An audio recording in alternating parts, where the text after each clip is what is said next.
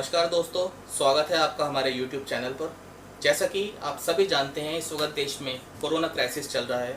Lockdown का माहौल है। ऐसे में बहुत लोग इस बात को लेकर परेशान हैं कि कोर्ट बंद हो जाने की वजह से उनके पेंडिंग केसेस का क्या होगा और जिनकी डेट्स लॉकडाउन के पीरियड के बीच में पड़ चुकी हैं, उनके केसेस के बारे में कैसे पता चलेगा, अगली तारीख के बारे में कैसे पता चलेगा। इस तरह के बहुत से सवाल लोगों के दिमाग में चल रहे हैं। दोस्तों, मैं आपको बताना चाहता हूं कि बिल्कुल भी घबराने की और निराश होने की ज़रूरत नहीं है। जिन भी मैटर्स लॉकडाउन से पहले कोर्ट में पेंडिंग चल रहे थे और जिन मैटर्स की डेट लॉकडाउन के पीरियड में थी, वो सब मैटर्स एक्सटेंड कर दिए गए हैं और कोर्ट बंद होने की वजह से उनमें ऑटोमेटिक डेट्स लग रही हैं। जब तक लॉकडाउन पूरी तरीके से नहीं खुल जाता और कोर्ट प्रोसीडिंग्स फिर से चालू नहीं हो जाती, जब तक किसी भी पेंडिंग मैटर में कोई भी ऐसा एडवर्स ऑर्डर पास नहीं होगा जिसके आपके केस के ऊपर आपकी गैर मौजूदगी में किसी भी तरीके का नेगेटिव असर पड़े। तो दोस्तों, अपने केस को लेकर बिल्कुल भी परेशान होने की ज़रूरत नहीं है। आप अपने घर में रहें, जहां हैं जैसे हैं, सुरक्षित रहें, सेफ रहें। कोर्ट खुल जाने के बाद आप अपनी कोर्ट में जाकर बहुत ही आसानी से अपने डेट्स और केस का स्टेटस पता कर सकते हैं। अब हम बात करते हैं अर्जेंट मैटर्स की। अर्जेंट मैटर्स क्या हैं? मैं अपने व्यूअर्स को बताना चाहूँगा कि मान लीजिए आप किसी ऐसी सिचुएशन से गुजर रहे हैं जहां आपको ऐसा महसूस होता है कि हालात कुछ इस तरह से हो चुके हैं कि कोर्ट की दखलंदाजी यानी कोर्ट की इंटरफेरेंस की सख्त ज़रूरत है और कोर्ट इंटरफेरेंस के बिना आप अपने मामले में एप्रोप्रिएट रिलीफ नहीं ले सकते। ऐसी सिचुएशन को अर्जेंट मैटर्स की श्रेणी यानी अर्जेंट मैटर्स की कैटेगरी में रखा गया है और लॉकडाउन के दौरान भी ऑनलाइन फाइलिंग के ज़रिए आप अपने केसेस की सुनवाई यानी किसी भी फ्रेश मैटर जिसमें अर्जेंसी है, ऐसे मैटर्स को कोर्ट के सामने रखकर कोर्ट के सामने ऑनलाइन फाइलिंग कर ऐसे मैटर्स की सुनवाई कर सकते हैं और एप्रोप्रिएट रिलीफ ले सकते हैं। मान लीजिए एग्जाम्पल के तौर पर कोई आपकी प्रॉपर्टी पर ज़बरदस्ती कोशिश कर रहा है कब्जा करने की, या फिर कोई आपको आपकी प्रॉपर्टी से ज़बरदस्ती बाहर निकालने की कोशिश कर रहा है, या फिर एग्जाम्पल के तौर पर कोई मकान मालिक अपने किराएदार से ज़बरदस्ती मकान खाली कराने की कोशिश कर रहा है, या फिर आपको किसी भी तरीके का स्टे ऑर्डर चाहिए। ऐसे मैटर्स को भी अर्जेंट कैटेगरीज में रखा गया है। अगर इस तरह की कोई भी सिचुएशन अराइज होती है तो आप अपने एडवोकेट के थ्रू ऑनलाइन फाइलिंग करके अपने मैटर्स को अर्जेंट कैटेगरी में कैटेगराइज कराकर कोर्ट के सामने अपनी बात रख सकते हैं, अपनी हियरिंग कर सकते हैं और एप्रोप्रिएट रिलीफ कोर्ट से ले सकते हैं। तो दोस्तों, बिल्कुल भी निराश होने और घबराने की कोई ज़रूरत नहीं है। लॉकडाउन में भी ऑनलाइन फाइलिंग के ज़रिए आप अपने केस की ऑनलाइन हियरिंग कर सकते हैं। पर दोस्तों, ये सब ऑनलाइन हियरिंग उन मैटर्स के लिए है जिनमें फ्रेश अर्जेंसी है। जो मैटर्स लॉकडाउन से पहले से कोर्ट में ऑलरेडी पेंडिंग है, वो सारे matters time to time date wise extend किए जा रहे हैं और कोर्ट खुलने के बाद उनकी सुनवाई फिर से रिज्यूम करी जाएगी। दोस्तों, अब हम बात करते हैं एक और अर्जेंट मैटर की जो हमेशा से ही चर्चा का विषय बना रहा है, बेल फाइलिंग। क्या हम लॉकडाउन के दौरान बेल फाइलिंग कर सकते हैं?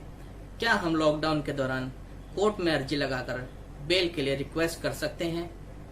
दोस्तों, ये बात हम आपको बताना चाहते हैं कि बेल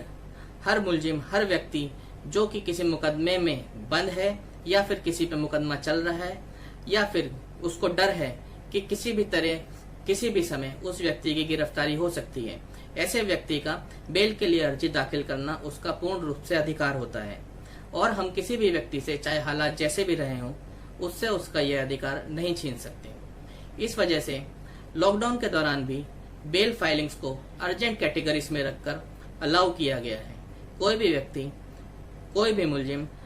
लॉकडाउन के दौरान बेल फाइलिंग करके अपने बेल की ऑनलाइन सुनवाई कर सकता है, फिर चाहे वो रेगुलर बेल हो, एंटीसिपेटरी बेल हो या फिर कोई इंटरिम बेल हो। दोस्तों, एंटीसिपेटरी बेल से हम ये समझते हैं कि यदि कोई आदमी, कोई व्यक्ति ऐसा सोचता है कि उसके खिलाफ कोई मुकदमा दर्ज है और उस मुकदमे में उसकी गिरफ्तारी नहीं हुई है, लेकिन किसी भी समय उसकी गिरफ्तारी हो सकती है, ऐसी सिचुएशन में वह व्यक्ति एंटीसिपेटरी बेल को फाइल करके अपनी सुनवाई कर सकता है। रेगुलर बेल से हम ये समझते हैं कि जो व्यक्ति जेल के अंदर बंद है वो कोर्ट के सामने इस बात की अर्जी फाइल करता है कि जब तक उसके केस की पूरी सुनवाई नहीं हो जाती उस समय तक उस व्यक्ति को रिहा किया जाए जमानत पर। इसके अलावा इंटरिम बेल का मतलब यह होता है कि जो व्यक्ति जेल में बंद है वो कोर्ट के सामने अर्जी दाखिल करता है कि कुछ दिनों के लिए उसे जेल से रिहा किया जाए, जिससे कि वह बाहर आके अपने जरूरी काम को निपटा सके और वापस जेल में जा सके। दोस्तों, इन तीनों चीजों के लिए, इन तीनों बेलों के लिए कोर्ट ने ऑनलाइन फाइलिंग्स को ओपन कर रखा है, जो कि लॉकडाउन के दौरान भी आप में से कोई भी व्यक्ति लॉकडाउन के दौरान बेल फाइलिंग के लिए अप्लाई करके अपनी बेल एप्लीकेशन की सुनवाई कर सकता है। तो दोस्तों, बिल्कुल भी निराश होने की या घबराने की जरूरत नहीं है। अगर कभी कोई ऐसी सिचुएशन होती है जहां बेल फाइल करने की आवश्यकता हो तो आप ऑनलाइन फाइलिंग अपने एडवोकेट के थ्रू कोर्ट में करवाकर अपनी सुनवाई और अपनी बात जज साहब के सामने रख सकते हैं। दोस्तों, अब मैं आपके साथ एक इम्पोर्टेंट इन्फॉर्मेशन शेयर करना चाहता हूँ। कोरोना क्राइसिस और लॉकडाउन के दौरान हाई पावर कमेटी ने 18 मई 2020 को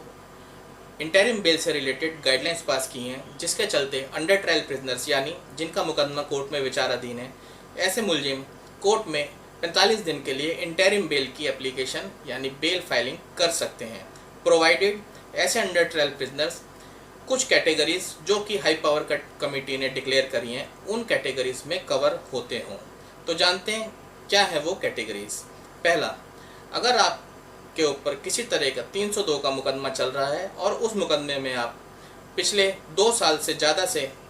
जेल में बंद हैं और आपके ऊपर किसी और तरह का मुकदमा इस मुकदमे से पहले नहीं रहा या फिर आपकी कोई प्रीवियस इन्वॉल्वमेंट नहीं है, तो ऐसे केस में इंटरिम बेल के लिए अप्लाई किया जा सकता है। दूसरा, यदि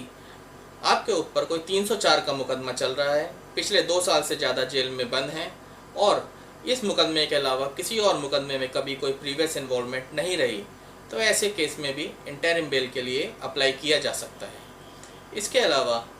अटेम्प्ट टू मर्डर 307, 308 का कोई मुकदमा विचाराधीन है